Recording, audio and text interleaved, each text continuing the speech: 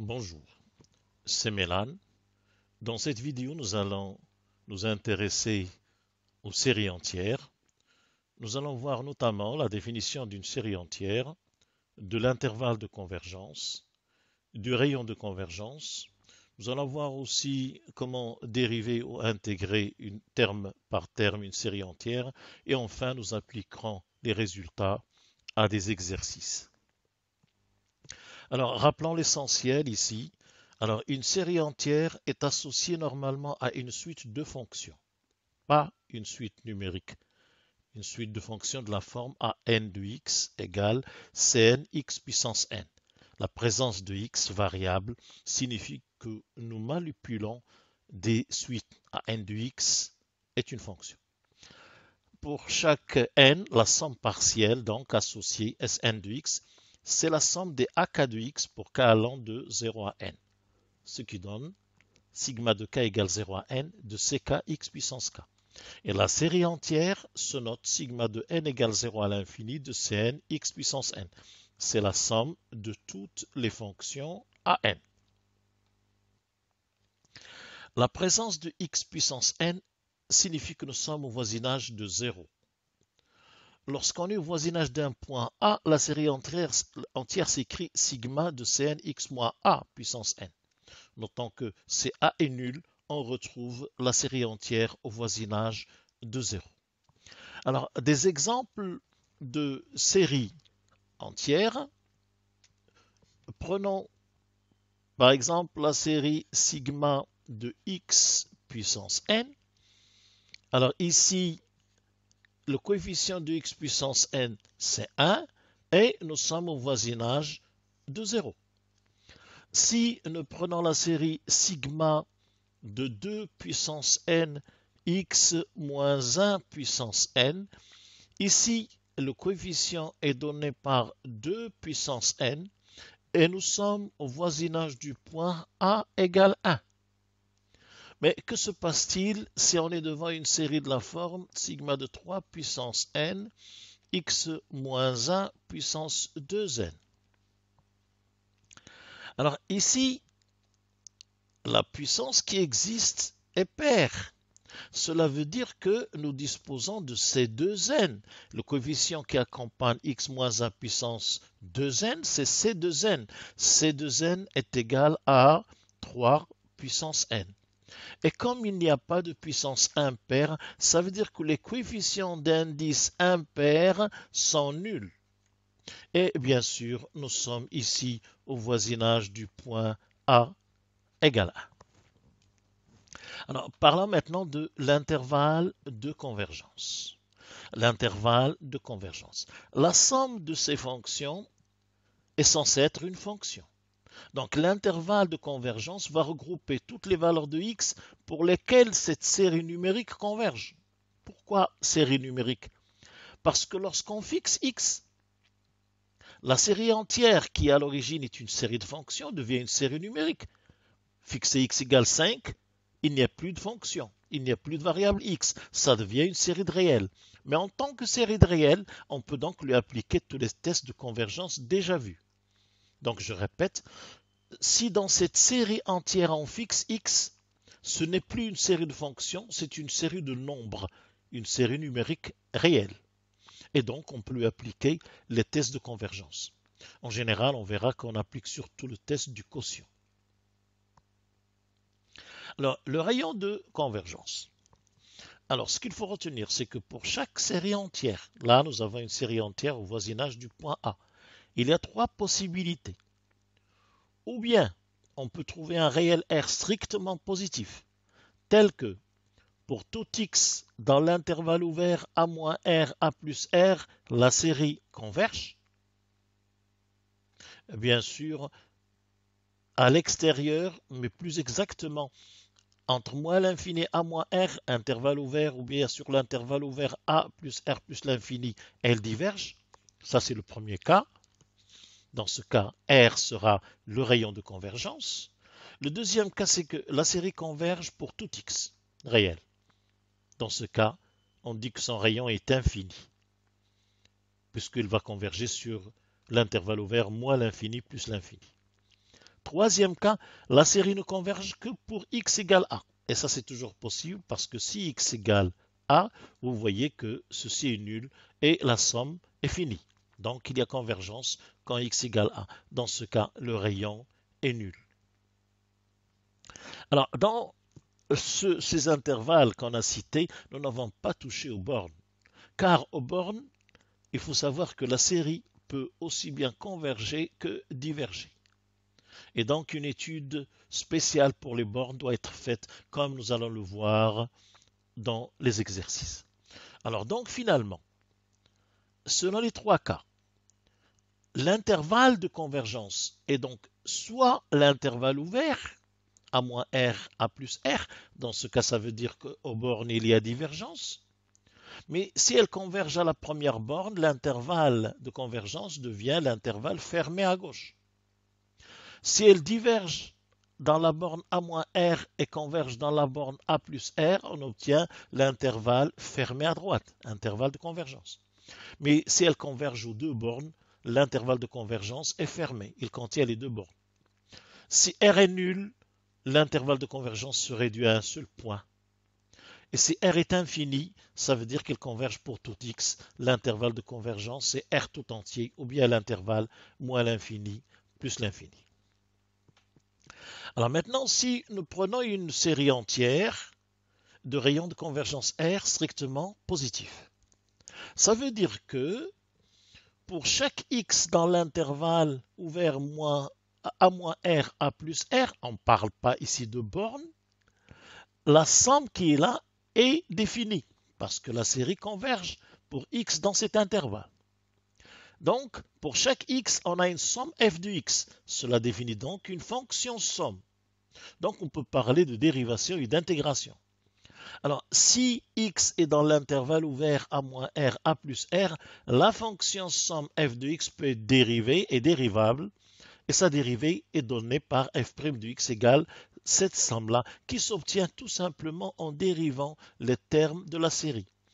Cn est une constante, dérivée de x moins a puissance n, ça va être n x moins a puissance n moins 1. Mais on commence à 1 maintenant. Donc la dérivée est donnée par sigma de n égale 1 à l'infini de n Cn x moins a puissance n moins 1. Alors évidemment, elle est dérivable, donc elle est continue sur cet intervalle. On peut donc intégrer. Et les primitives sont données par une constante, on sait que les primitives diffèrent d'une constante, plus, et cette fois-ci on intègre la quantité Cn x moins a puissance n. Alors les primitives de x moins a puissance n sont de la forme x moins a puissance n plus 1 sur n plus 1, ce qui nous donne ce résultat-là. L'intégrale de f de x dx égale une constante plus la somme de n égale 0 à l'infini de Cn x moins a puissance n plus 1 sur n plus 1. Alors les deux séries, aussi bien la série dérivée que la série primitive, ont le même rayon R que la série d'origine. Voici donc les résultats à retenir. Alors passons aux exercices. Nous allons nous entraîner sur 3 exercices. Pour chacun d'eux, nous allons déterminer le rayon de convergence et l'intervalle de convergence. Voici donc la marche à suivre. Commençons par le premier exercice. Alors, dans cet exercice, il s'agit d'une série entière de termes généraux UN ou AN, normalement AN de x, puisque c'est une fonction, égale x plus 2 puissance 2n sur 2 puissance n. Avant de chercher le rayon de convergence, notons que ici, cette série s'écrit sous la forme sigma de Cn x plus 2 puissance n. Mais comme il n'y a que des puissances paires, ça veut dire que les C de n valent 1 sur 2 puissance n, c'est-à-dire le coefficient de x plus 2 puissance 2n. Et les coefficients C de n plus 1 n'existent pas, sont nuls, puisqu'il n'y a pas de puissance impaire. Autre chose, ceci est censé être x moins a, donc nous sommes au voisinage de a égale moins 2, parce que x plus 2 s'écrit x moins 2, et ceci est a. Alors maintenant, nous allons chercher le rayon de convergence et l'intervalle de convergence. Lorsqu'on écrit AN de x égale x plus 2 puissance 2n sur 2 puissance n. Ça, c'est une fonction. C'est une fonction de x. Mais si on fixe x, ça devient un paramètre. Lorsque x est fixé, on peut considérer n comme un réel, x plus 2 puissance 2n sur 2 puissance n, et donc sigma de AN est une suite numérique. Est une suite numérique parce que on a fixé x. Il n'y a plus de variable. Imaginez x comme un 5 ou un racine de 2 ou un 3. C'est un paramètre. Et donc nous allons chercher est-ce que la série obtenue avec cet x-là converge ou diverge. En tant que série numérique, on a le droit de lui appliquer les tests qu'on a vus sur les séries numériques. Entre autres, nous allons lui appliquer le test du quotient.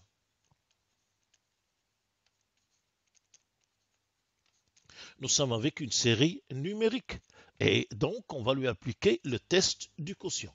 Nous allons donc chercher la limite de AN plus 1 sur AN en valeur absolue lorsque n tend vers plus l'infini. Alors, nous avons valeur absolue de AN plus 1 sur AN est égal à, alors pour avoir AN plus 1, il va falloir remplacer n par n plus 1, ça va être x plus 2 puissance 2 facteurs de n plus 1 sur 2 puissance n plus 1. Alors, divisé par AN revient à multiplier par l'inverse. Alors, l'inverse de AN, c'est 2 puissance n sur x plus 2 puissance 2n. On voit qu'il y a des simplifications. Alors, le 2 puissance n et le 2 puissance n plus 1, lorsqu'on les simplifie, il va rester en bas un 2. Ça, c'est 2n plus 2. Donc, si on simplifie, on va simplifier le 2n avec le 2n. Et il va nous rester en haut, il va nous rester x plus 2 au carré. Bon, c'est positif, donc c'est x plus 2 au carré sur 2. Alors, notons que ça ne dépend pas de n. Et donc, la limite de AN plus 1 sur AN, lorsque n tend vers plus l'infini, cette limite est égale à x plus 2 au carré sur 2, qu'on notait d'habitude L dans le test du quotient. Alors le test de quotient nous dit ceci. Si cette limite est inférieure à 1, alors sigma de AN converge. Alors, pour quelle valeur de x est-ce que ceci est vrai? Eh bien, x plus 2 au carré sur 2 inférieur à 1, ça veut dire x plus 2 au carré inférieur à 2.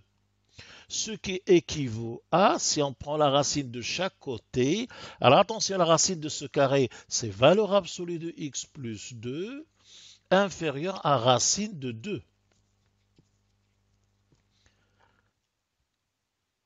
Et si L, c'est-à-dire x plus 2 au carré sur 2 est supérieur à 1, alors dans ce cas, la série sigma de AN diverge.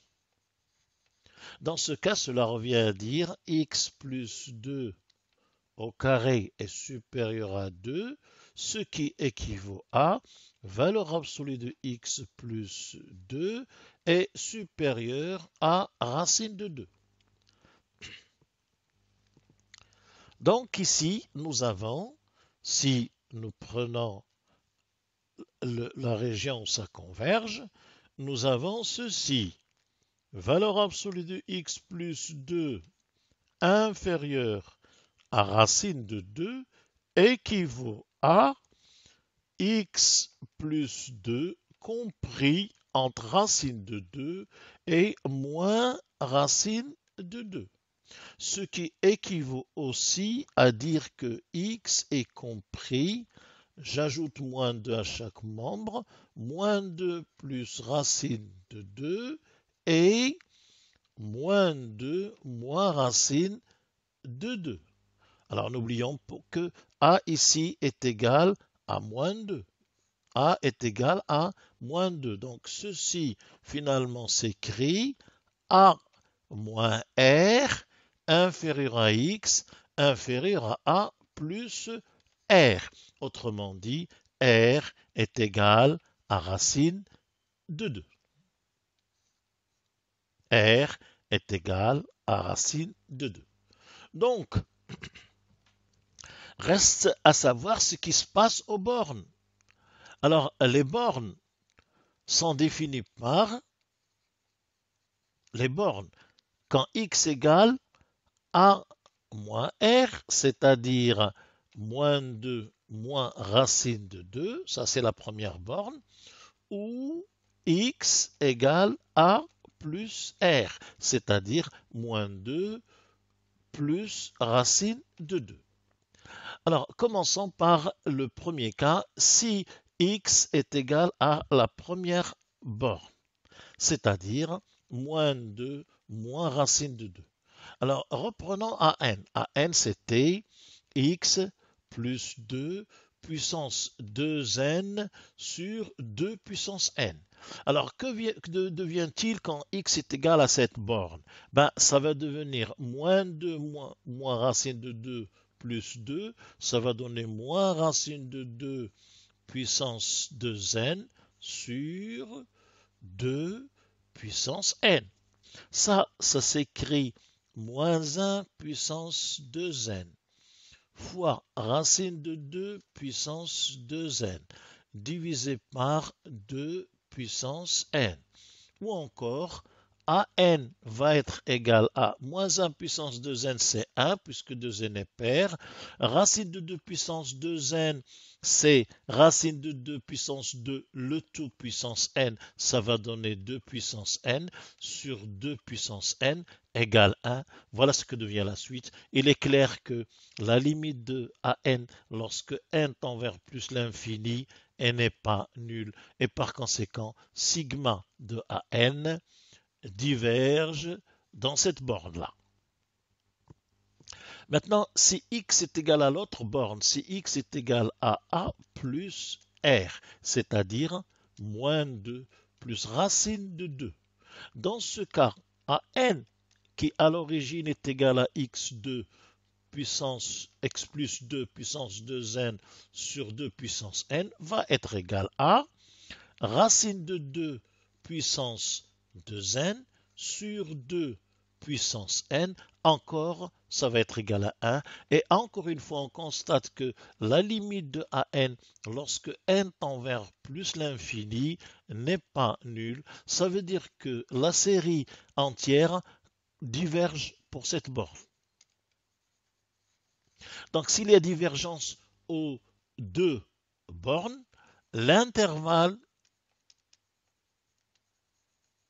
de convergence, l'intervalle de convergence est l'intervalle ouvert A moins R, on enlève les bornes puisqu'il y a divergence, A plus R, c'est-à-dire l'intervalle ouvert moins 2 moins racine de 2, moins 2 plus racine de 2. Voici donc pour le premier exercice. Nous passons maintenant au deuxième exercice. Dans ce deuxième exercice, nous allons d'abord décrire cette série entière. Alors, dans cette série entière, nous avons AN est égal à factoriel n x puissance 3n sur 2n factoriel 3 puissance n. Alors, c'est censé être de la forme sigma de Cn x moins a puissance n. Alors, à votre avis, que vont être Cn et a? Bah, évidemment, puisqu'on a un x puissance a, c'est 0. Nous sommes au voisinage de 0. Et les Cn, il n'y a que des puissances multiples de 3. Ça veut dire que l'indice, si C a un indice multiple de 3, c'est 3n et le coefficient de x puissance 3n, ça va être factoriel n sur 2n factoriel 3 puissance n. Ça, c'est C indice 3n. Ça veut dire si le numéro de C est un multiple de 3. Sinon, il est nul. Ça veut dire tous les C de la forme 3n plus 1 sont nuls. Tous les C de la forme 3n plus 2 sont nuls. Il n'y a que les C dont l'indice est un multiple de 3 qui ne sont pas nuls. Alors, mais ceci n'est pas important pour la recherche du rayon. Alors, pour la recherche du rayon, comme tout à l'heure, nous allons fixant x pour manipuler une série numérique. Maintenant, AN devient numérique, ce n'est plus une fonction parce que x est fixé. Donc, ça va être factoriel de n, x puissance 3n, je le réécris tout simplement, 2n factoriel, 3 puissance n. Alors, en tant que série numérique, puisque x est fixé, nous allons lui appliquer le test du quotient qui s'applique aux séries numériques à de signe quelconque ici, parce que x peut être négatif. Donc, nous prenons la limite de la valeur absolue de an plus 1 sur an. Alors, dépendant de cette limite, nous pouvons conclure s'il y a convergence ou divergence. Ça va être la limite de... Alors, an plus 1 revient à remplacer n par n plus 1, ça va nous donner factoriel n plus 1, x puissance 3 facteur de n plus 1 sur 2n plus 1 factoriel 3 puissance n plus 1. Et on divise par n, ça veut dire on multiplie par l'inverse, c'est-à-dire 2n factoriel 3 puissance n sur factoriel n x puissance 3n, lorsque n tend vers plus l'infini. Alors les simplifications. Commençons par les puissances de 3. Donc ça va être la valeur absolue. Alors le 3 puissance n et le 3 puissance n plus 1 vont nous laisser un 3 en bas. Alors le x puissance, ça c'est x puissance 3n plus 3. Ça c'est 3n plus 3. Ici, 3n plus 3. Donc on peut enlever le 3n avec le 3n. Il va nous rester en haut, il va nous rester x puissance 3. Donc on peut enlever ces termes-là. Celui-là et celui-là. Factoriel n plus 1 avec factoriel n, ça va nous laisser en haut n plus 1. Et on peut donc les éliminer. Alors, factoriel 2n et factoriel 2n plus 1. Alors, il y a un petit calcul à faire. 2n plus 1 factoriel, c'est 2n plus 2 factoriel qui s'écrit égal 2n plus 2, 2n en descend, plus 1, 2n, 2n moins 1, et en descend, ainsi de suite. Mais ça, c'est 2n factoriel. Donc, il est égal à 2n plus 2 fois 2n plus 1 fois 2n factoriel. Donc, si je les simplifie, il va me rester deux termes que je mets en bas. 2n plus 2 fois 2n plus 1. Voilà ce qui reste. Alors évidemment, égale la limite lorsque n tend vers plus l'infini. Alors, cette limite est simple parce que finalement,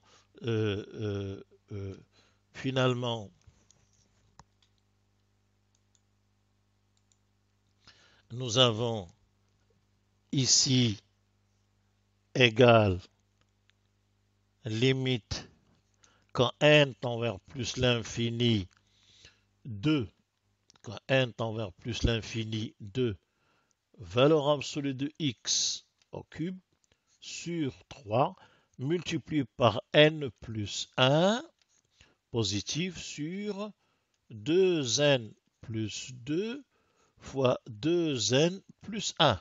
Mais il est clair que la limite de n plus 1 sur 2n plus 2 fois 2n plus 1 est égale à 0, puisque là en haut on a le premier degré, en bas on a le deuxième degré. Donc cette limite est nulle. X au cube sur 3 est une constante. Alors dire que la limite est nulle, d'après le test du quotient, cette limite est inférieure à 1 pour tout x. Donc, sigma de AN converge pour tout x. Car cette limite L est inférieure à 1 et le test du quotient nous dit si la limite L est inférieure à 1, il y a convergence. Or, comme elle est nulle, elle est toujours inférieure à 1, cela ne dépend pas de x. Et par conséquent, ici, R est infini et l'intervalle de convergence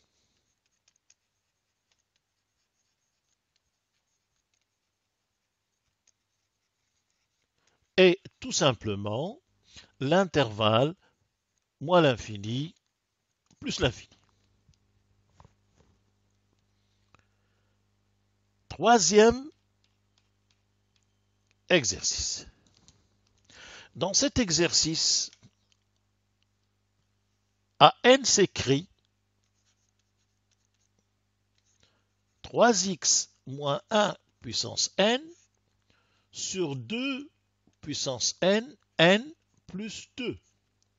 Alors, à comparer à Cnx moins a puissance n. Pour que ça prenne cette forme, il va falloir écrire AN sous la forme 3 facteur de x moins 1 tiers puissance n sur 2 puissance n fois n plus 2 que l'on peut écrire sous la forme 3 puissance n sur 2 puissance n fois n plus 2 multiplié par x moins 1 tiers puissance n. Et avec cette forme, il est clair que Cn est égal à 3 puissance n sur 2 puissance n, n plus 2, et A est égal à 1 tiers. Maintenant, cherchons le rayon de convergence. Un rayon de convergence.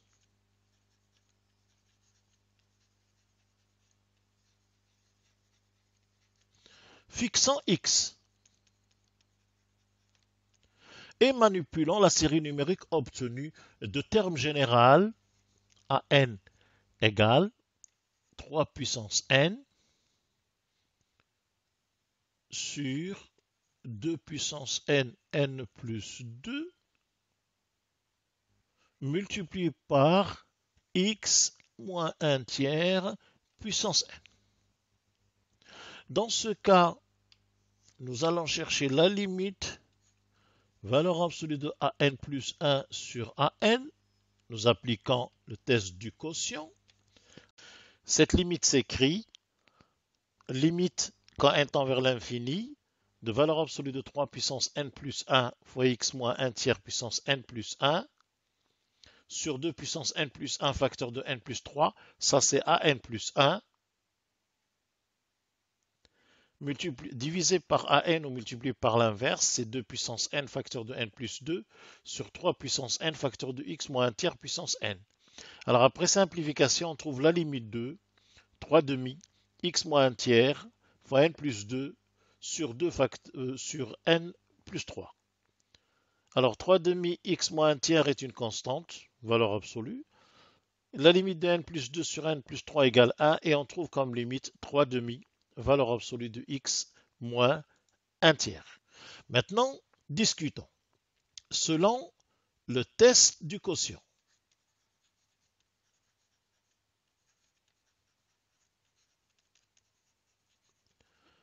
Alors, le test du quotient nous dit, si, ça c'est d'habitude ce qu'on appelle L, si 3 demi, valeur absolue de x moins 1 tiers, est inférieur à 1, alors sigma de AN converge. Mais ça veut dire quoi? Ça veut dire que valeur absolue de x moins 1 tiers est inférieure à 2 tiers. On multiplie par 2 tiers les deux membres, qui est positif. Maintenant, si 3 demi, valeur absolue de x moins 1 tiers, est supérieure à 1, alors, toujours d'après le test du quotient, sigma de AN diverge.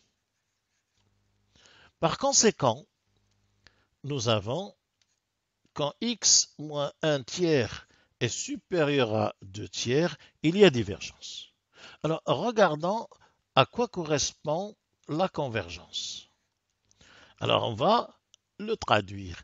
Dire que x moins 1 tiers est inférieur à 2 tiers, c'est dire que x moins 1 tiers est compris entre 2 tiers et moins 2 tiers. Ou encore, si on veut isoler x, x est compris entre 1 tiers moins 2 tiers et 1 tiers plus 2 tiers. Donc, ça nous donne x est compris entre a moins r et a plus r. Pour l'instant, r est égal à 2 tiers. Mais pour connaître l'intervalle de convergence, il faut qu'on regarde ce qui se passe aux bornes. Y a-t-il convergence ou divergence? Donc nous allons dire étude aux bornes.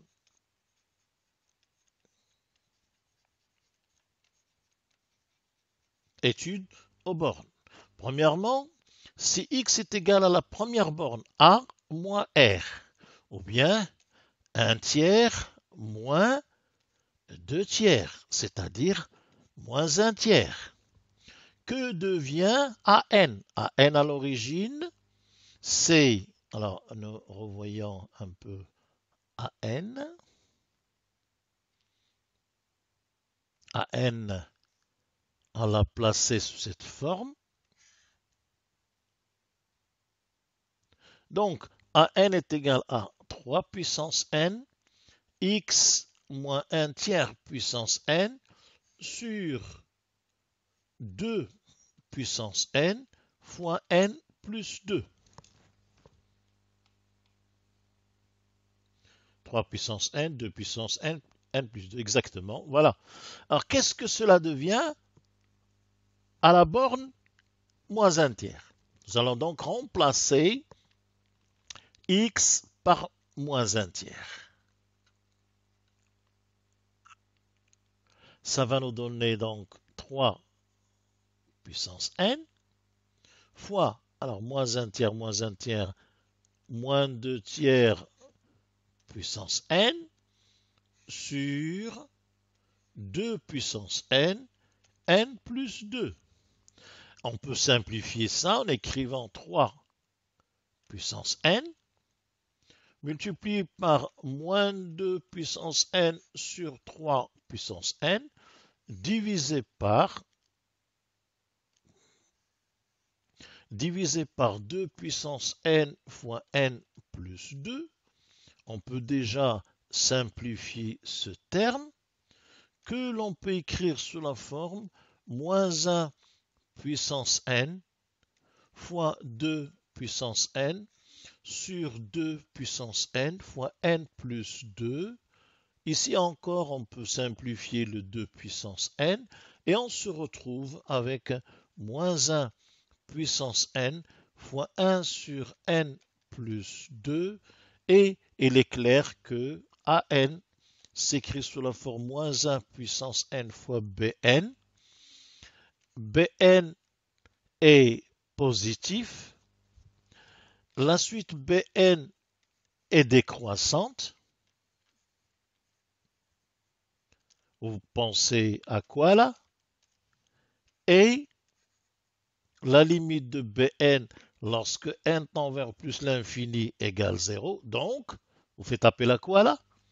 Sigma de An converge par quoi? Par le test des séries alternées. Donc, en cette borne, il y a convergence. Que se passe-t-il dans l'autre borne?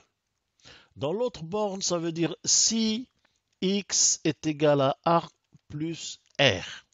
Autrement dit, si x est égal à 1 tiers plus 2 tiers, c'est-à-dire 1. Dans ce cas, an devient. Alors, an, on peut reprendre l'expression de an. 3 puissance n x moins 1 tiers puissance n sur 2 puissance n, n plus 2. Donc on va l'écrire 3 puissance n. Alors 1 moins 1 tiers, 2 tiers puissance n qu'on peut mettre comme ça sur 2 puissance n, n plus 2. Et nous voyons que on peut simplifier le 3 puissance n, on peut simplifier le 2 puissance n, et on se retrouve avec an égale 1 sur n plus 2. Cette série est divergente, mais en effet, si vous cherchez la limite de an sur 1 sur n, puisqu'elle se comporte comme 1 sur n, quand n tend vers plus l'infini, vous trouvez que c'est la limite de n fois an lorsque n tend vers plus l'infini, c'est-à-dire que c'est la limite de n sur n plus 2 lorsque n tend vers plus l'infini, et ça c'est 1. Cette quantité est strictement positive, ça veut dire que ces deux séries sont de même nature. Eh bien, sigma de 1 sur n diverge, donc sigma de an diverge. Pourquoi? Forme limite du test de comparaison.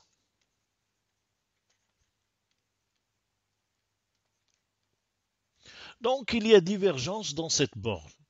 Finalement, dans l'une des bornes, ça converge et dans l'autre, ça diverge. Alors, réponse, l'intervalle de convergence est dans la borne A moins R, il y avait divergence, donc on l'exclut. Mais dans la borne A plus R, il y a convergence. A plus R, donc il est fermé. Et donc ça va donner 1 tiers moins 2 tiers ouvert, 1 tiers plus 2 tiers fermé. Cet intervalle n'est autre que l'intervalle moins 1 tiers ouvert, 1 fermé. Voici donc pour le troisième exercice. Alors, dans une prochaine vidéo, nous allons voir comment manipuler la dérivée et les primitives d'une série entière, et nous verrons aussi les séries de Taylor et de Maclaurin. Je vous remercie. Plus